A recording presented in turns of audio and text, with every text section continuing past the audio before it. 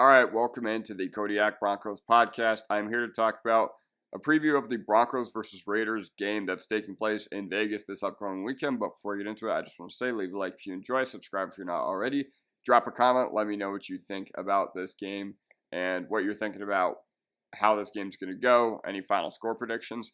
Let's dive right into it. Follow me on Twitter as well at Kodiak Broncos. You guys have been doing great with support lately, so continue that. It means a lot to me. So the Broncos, they have set the bar very high lately. Every time the Broncos should have beaten a team this year, they've absolutely blown them out of the water. Like week 5 was the first game where I'm thinking, okay, we definitely should beat this Raiders team.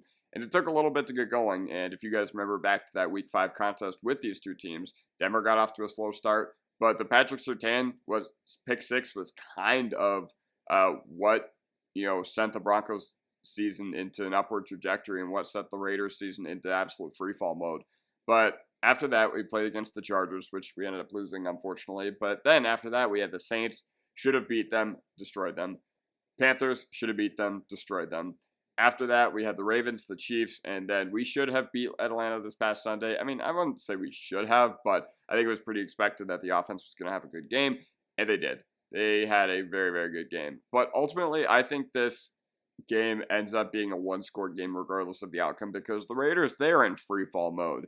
But they played very hard against the AFC West. Last year, they ended up beating Kansas City in Kansas City on Christmas, absolutely humiliated the Chiefs on their home turf, on one of the biggest stages in the country. And granted, that didn't end up mattering because the Chiefs ended up winning the Super Bowl. But this team, they always, always, always play hard.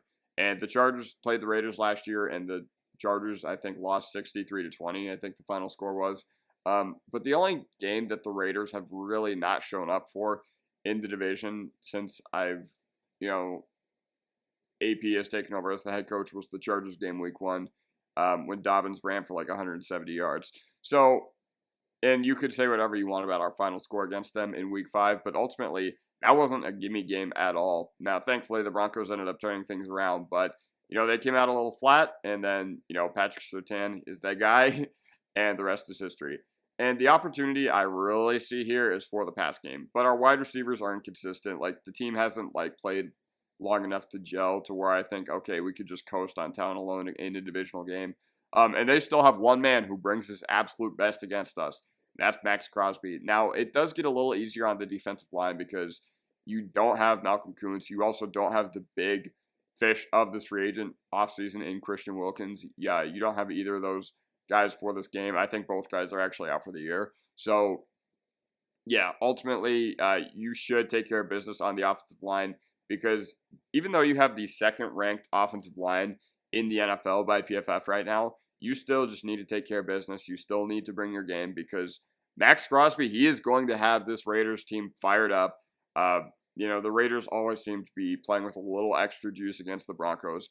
And it's F1 weekend in Vegas, so I don't really know what the crowd is going to look like. You know what's funny? I think Vegas local. So last year I was working on the Strip during F1 on the Vegas Strip. I moved back to Colorado 2 months ago, but last year I was working on the Strip.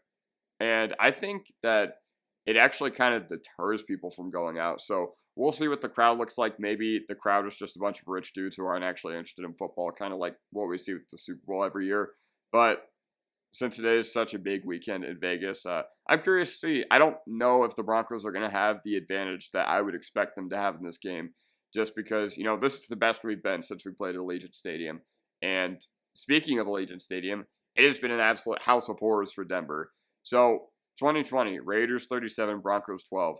2021, the unfortunate, Josh Jacobs just absolute running us over and the offense not really being able to hold up their end of the bargain sort of game. 2022, Raiders 32, Broncos 23. This one hurt the most because this was, I think, 2 Melvin Gordon fumbles ended up being the complete difference maker in this game.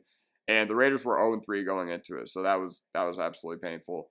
2023, Raiders 27, Broncos 14. And I was actually at that game. I was at that game week 18 last year where it didn't look like we could stop Aiden O'Connell. Didn't look like Jarrett Stidham could get anything going on the offensive side of the ball. And I remember walking out of that game thinking, okay, it's best long-term for us to have lost. And guess what? It looks like it turned out pretty dang well for us. But I just hope that Bo Nix has some motivation after losing the Pac-12 championship game versus not the Raiders. I made an error on my slides, but I hope that he comes out and can rekindle the demons of the past against Washington that he faced last year. And also, I remember driving downtown while that game was happening. I have never sat through worse traffic in my life, truthfully. So, keys to the game for the Broncos on offense. You just got to keep on throwing the ball because the Raiders, they're in a very, very similar situation this week as Atlanta last week. I think Bennett is out, so that should be a boost for the Broncos passing game. Unfortunately, I wish all these dudes were healthy. I wish we were playing a full 53-man roster. I want it to be our best versus their best every single week, no matter their opponent. So I do kind of feel bad for the Raiders because we spent so many years bit with the injury bug, and that's kind of why our franchise was in free fall mode for so long. But you just got to take care of business. I think Nate Hobbs is also out, and Jack Jones, the Raiders' best playmaking corner, is questionable. So, yeah, the Raiders are in a very similar situation this week as Atlanta last week. Now, you still have some dudes you got to worry about. You still got to worry about Spillane, Merrick, Diablo, Crosby, obviously. But, the offensive line, they just got to take care of business. Second best offensive line in the league, according to PFF. But you got to look out for Max Crosby. I don't know what your plan is to combat him. I don't know if you let McGlinchey go on him solo one-on-one. That'd be a very poor decision from this Broncos coaching staff. But, I'd always line up a tight end or a running back, and try to chip him on every single play just due to how dominant that guy can be. And you got to transition that NFC South hatred to the AFC West. So that was perfect. What we saw this year from the Broncos against the NFC South was an absolute masterclass. The closest game was the Panthers, who you beat by 14 points only because the Panthers scored with like 15 seconds left in the game to go from 28-7 to 28-14. So you just got to channel your hatred that Sean Payton had for the NFC South to the AFC West. You'll need it for the rest of the year. You'll need it against the entire conference as you play these important games against the Chargers, the Raiders, the Bengals, the Colts. Every single game is important because we're not 9-2. We're 6-5. We're just one game above 500. So even though the Broncos have been playing better than their record indicates, especially because early on was pretty rocky and you lost to Seattle, you lost to Pittsburgh very early on, every single game is important. And definitely transition this hatred to the AFC West, and that's going to do some great for us in the long run. You got to limit the errors. Now, don't take stupid penalties and you got to protect the football. Don't put the rock on the ground.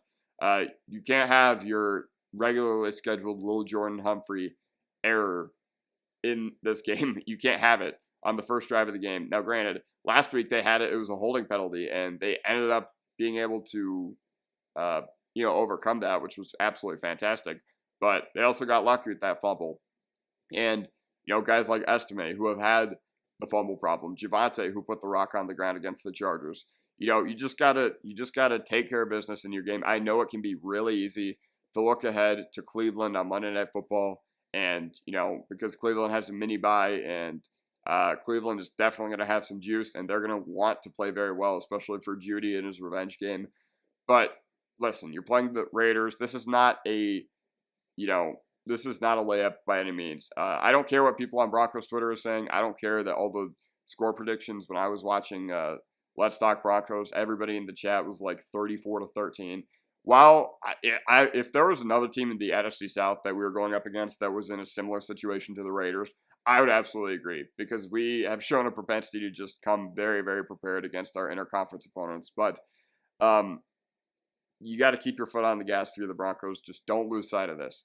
Now, keys to the game for the defense. So there is something that could really, really hurt us this game, and that's potentially no Zach Allen. He just popped up on the injury report today with a heel injury, and it potentially means Bonitto and Cooper have to step up. Now, the good thing is that I think if there's one game where it would be, not ideal, but you're just like, okay, just take a rest, whatever. It's probably this game because it's a good test for Bonitto and Cooper. Now, I know I just talked about how you can't coast against the division, but ultimately, like, Zach Allen, if you really, really need him to sit this week, it's much more beneficial to have him down the stretch for the playoff push. And you just got to start out much better than you did against the Raiders week 5. You can't let Alexander Mattison go for 100 yards against you in the first quarter. You can't let Gardner Minshew dink and dunk down the field. Do not let Bowers take over this game. Bowers had that insane catch where he absolutely destroyed P.J. Locke on the first drive of the game against the Broncos in week 5. And ultimately, that really could have set the tone for a dominant showing by the Raiders. But unfortunately for them, the tide turned that game. And I mean, it was great for us, but you can't let Jakobi Meyers take over this game as well, because I know that I think Surtain is going to be on Bowers, but I don't really know how you distribute the run defense in that sort of thing, because Todd Davis was talking about it on the DNVR podcast. You don't want your corner to be susceptible in run fits. You don't want him to be susceptible to, just getting out schemed if you do end up putting him on Bowers. And Bowers, him being lined up wide, yeah, put Surtain on him or whatever. But in line, I don't know. I don't know what to think about that.